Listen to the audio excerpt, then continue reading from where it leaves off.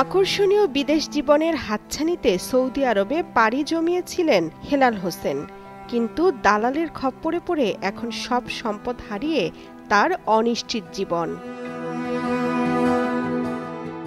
পরিবারের অভাব অনটন দূর করে রেমিটেন্স পাঠিয়ে দেশের অর্থনীতিতে অবদান রাখার স্বপ্ন ছিল নীলফামারী সদর উপজেলা টুপামারী ইউনিয়নের শালমারা শাহপাড়া এলাকার হেলাল হোসেনের। ভেবেছিলেন নিজে প্রবাসী জীবনে যতই কষ্ট করুক কিন্তু সংসারে সচ্ছলতা আসবে, পরিবারের সদস্যদের মুখে হাসি ফুটবে। যারা নতুন বিদেশ যাওয়ার ইচ্ছুক তারা আসলে অনেক হিসাব নিকাশ করে যাইতে হবে, নিজস্ব লোক থাকতে হবে, ওখানে দালালের কথা মতো চললে হবে না। দালাল খুব মিথ্যা কথা বলবে, ঠিক আছে? তো তোমার বেতন দেবো 50,000, 70,000, 80,000 টাকা, তুমি আসো অমুক কোম্পানি, কিন্তু কথায় কাজে কোনো মিল থাকবে না। এই জন্য বিদেশে যাইতে হবে, নিজস্ব লোক থাকতে হবে। লোকের দ্বারা বিদেশ গেলে কিছুটাই ভালো কিছু করা যাবে, এটা আমার চোখের দেখা। অনেকজনের যাদের লোক আছে ওখানে, তারা গেছে, তারা ভালো ভালো কিছু করতেছে। এখানে হঠাৎ ওই কোম্পানিতে গেলে হঠাৎই আর কি 2-1 জন ভালো থাকে, 100 জনের মধ্যে 10 জন ভালো থাকে, আর তোমাদের 90% লোকেরই এই একটা পরিস্থিতি হয়ে যায় ভাই বিদেশটা। এই জন্য অনেক সেন্সিটিভ। স্বপ্নবাজ হেলালের আশা ছিল বিদেশে কাজ করে টাকা জমিয়ে ফিরে এসে গ্রামে একটি ব্যবসা শুরু করবেন। একটু সুখের আশায় দালালের মাধ্যমে 2021 সালে 4,20,000 টাকার বিনিময়ে কোম্পানি ভিসায় সৌদি আরবে পাড়ি জমান তিনি। তবে বাস্তবতা ছিল ভিন্ন। তার স্বপ্ন ভঙ্গ হতে খুব বেশি সময় লাগেনি। যে কয় ভালো কোম্পানি, বেতনও ভালো হবে, মাস 50,000 টাকা ইনকাম হবে, এই হিসাব করে আমি সৌদি আরবে চলে গেলাম। বাস্তবে যে কোম্পানিতে যাই কোম্পানি দেখি নাই ওইখানে। তারপরে ওরা আমাদেরকে অন্য কোম্পানিতে নিয়ে যায়। ওই কোম্পানিতে যে দেখি বেতন ভাতা এতই কম, আমরা নিজেই চলতে পারি না, ফ্যামিলিতে কি দেব। সেজন্য আমরা অন্য কোম্পানিতে কাজ খুঁজি, দেখি। আমরা ওই কোম্পানিতে বাড়ার পরে আমাদেরকে একটা মামলা দিয়ে দিল।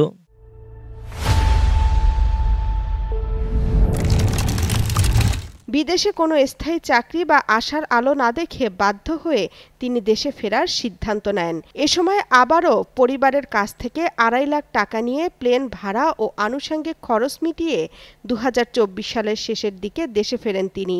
হেলাল হোসেনের অর্থনৈতিক দুরবস্থার কারণে দেশ থেকে পরিবারকে উল্টো তার খরচ পাঠাতে হতো বলে জানান তার স্ত্রী। বিদেশে যেয়ে অনেক দালালের চক্রে পড়ে বিভিন্ন ধরনের প্যারায় ও আমার অনেক সমস্যায় ফেলছিল।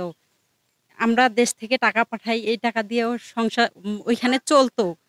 অবশেষে দালালের মাধ্যমে কোম্পানিও বন্ধ হয়ে গেল, আবার ওইখানে বসে বসে অনেক দিন চলছিল। আমি বিদেশ থেকে এখানে বাড়ি থেকে টাকা পাঠাই, এই টাকা দিয়ে ও চলতো। আমাদের অনেক আশা ছিল যে ও বিদেশে থেকে অনেক কিছু করবে, আমার ফ্যামিলি ভালোভাবে চলবে, কিন্তু সেটাও হলো না। আমি এভাবে অনেক প্রবাসী আর কি বিদেশে যায় নির্যাতন হচ্ছে, তাদের বউ বাচ্চা সংসারে কিছুই করতে পারছে না। চাই যে আমার স্বামী বিদেশ থেকে এসে, ও তো এখন বেকার, তা আমি চাই যে আমার স্বামীর একটা ভালো চাকরি হোক, যাতে আমার সংসারটা ভালোভাবে চলে। বাড়ির জায়গা জমি ও গরু ছাগল বিক্রি করে বিদেশ যাওয়ার জন্য টাকা ম্যানেজ করা হয়েছিল বলে জানান হেলালের ভাই। ওই হেলালকে আমরা বিদেশ পাঠার সময় আমাদের ওই যে ওর আস্থার কাছে জমি ছিল, এগুলো বিক্রি করছি, গরু টরু ছিল, এগুলোও বিক্রি করিয়া ওর ভালোর জন্য আমরা পাঠাইলাম। আসলে তো ওখানে যা কিছু করতে পারে নাই। মানুষ বিদেশ যায় ভালো কিছু করার আশায়, কিন্তু হেলাল নিঃস্ব হয়ে দেশে ফিরেছেন বলে জানান তার ভাবি। মানুষ বিদেশ যায় ভালো কিছু করার জন্য, কিন্তু আমার দেবর বিদেশ গেছে, কিছুই করবার পারে না, শুধু নিঃস্ব হয়ে দেশে ফিরে এসেছে। তো টাকা পয়সা খরচ করে গেল, সব নষ্ট হয়ে গেল। তার জীবনটা এখন বৃদ্ধ, কিছুই করতে পারে নাই। বিদেশে এমন প্রতারণার শিকার যুবকদের আর্থিক অবস্থা উন্নয়নে সরকারের দৃষ্টি আকর্ষণ করেন হেলালের পরিবারের সদস্যরা। হেলাল হোসেন আজ সম্পূর্ণ নিঃস্ব।